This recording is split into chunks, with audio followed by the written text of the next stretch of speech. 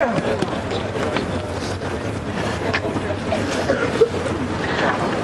next speaker is the real backbone of this campaign.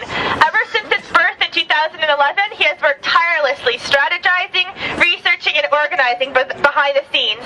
Just this morning, he did an interview on Jerry Agar about John Oakley about defunding abortion. I get them mixed up sometimes. So please put your hands together for Jack Fonseca.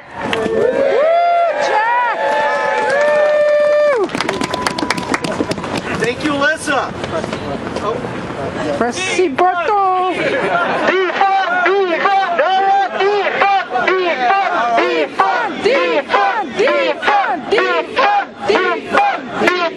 defund, defund, defund, defund, defund, defund. Go. All right, thank you all for coming here today, and I cannot believe our luck.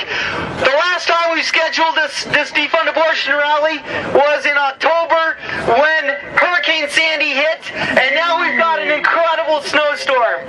So offer it up to the Lord. It's an extra sacrifice. Now we're all here with a united purpose. Okay. We're all here with a united purpose. Those politicians in the building behind us, they're saying that we've got to let people kill babies and you've got to pay. No. So what do you say? No way! Now let's warm up a little bit. Let's get a little chant going. Yeah. Those politicians in the building behind us say we got to let people kill babies and you got to pay? No. They say we got to let people kill babies and you got to pay? No.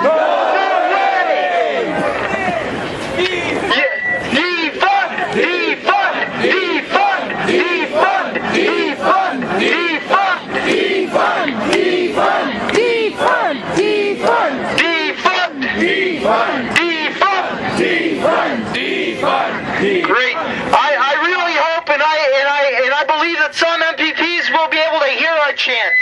At a previous rally, we did hear back that MPPs heard us chanting from inside the walls there. Woo!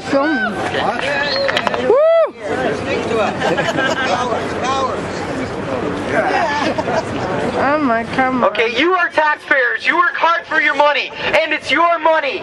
It's not Kathleen Wynne's, it's not the Ontario government's, and it certainly does not belong to the filthy rich abortion industry that profits from the blood and bones of innocent children. Millions of taxpayers like you disagree, in fact are outraged with forking over their hard-earned dollars to subsidize a controversial, medically unnecessary procedure that kills a child. We want abortion removed from the list of services covered by OHIP. It's one thing to claim that you have the right to kill a child. It's quite another to expect the rest of us to pay for it.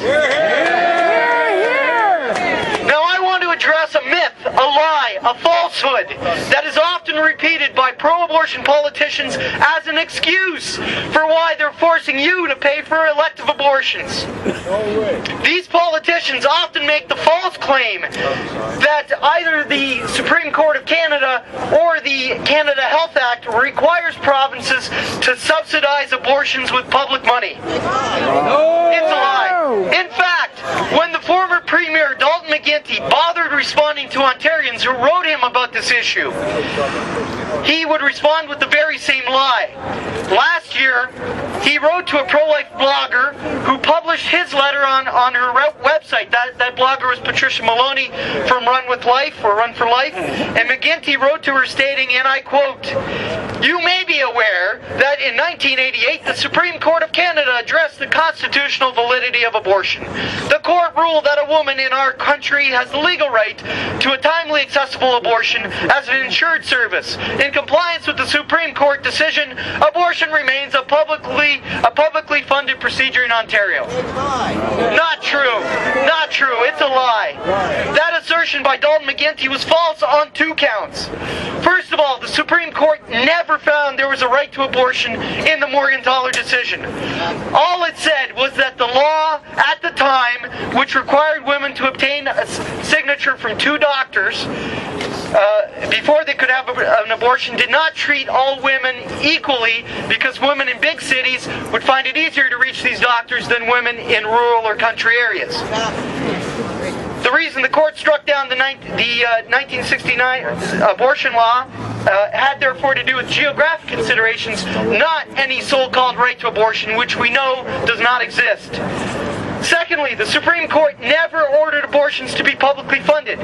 These politicians who claim otherwise are either unwittingly repeating a myth that they've heard repeated, or they're deliberately lying to you. Lies! So what about the Canada Health Act? Does it stipulate, what exactly does it stipulate? It says that medically necessary services must be covered by the provinces, but it does not make the claim that abortion is medically necessary. Even the depraved Pierre Trudeau government that legalized abortion in 1969 never intended for taxpayers to fund abortions. And how do we know this? Well, during a debate in 1969 on the Omnibus Bill, then Justice Minister John Turner was asked, will this bill lead to the public having to pay for abortions? And he responded with an incredulous tone. He said, "Oh no! Oh no!" Oh no. So even Pierre Trudeau's Justice Minister, who brought in abortion to this country, believed that it would never result in paying for abortions by taxpayers. Now, another prominent pro-abortion politician who made it clear that provinces have the power to defund abortion was Brian Mulroney's then Justice Minister, Kim Campbell. After Prime Minister Mulroney's Bill C-43 to regulate abortion was defeated in 1989, Ms. Campbell said that it would be up to each province, and I'll quote her here, to draw a distinction between abortions which are medically necessary and those which are not, and to fund only those which are medically necessary. End quote. So that's a pro-abortion justice minister, a federal justice minister. Now, we know of course that with modern medical science, it's never necessary to perform a direct abortion to save a woman's life. Here, here, here. Now, even abortion industry leaders admit that the vast majority of abortions are not for health reasons. The former president of the Canadian Abortion Rights Action League, Marilyn Wilson, and maybe she's around here somewhere, maybe across the street, she told the House of Commons Finance Committee in 2001 that women seek abortions, quote, for socio-economic reasons. In fact, we know that today abortion is used primarily as a backup birth control method. And that's a disgrace. That's a disgrace that even people who consider themselves pro-choice find to be outrageous. So that's why we're saying defund abortion. Defund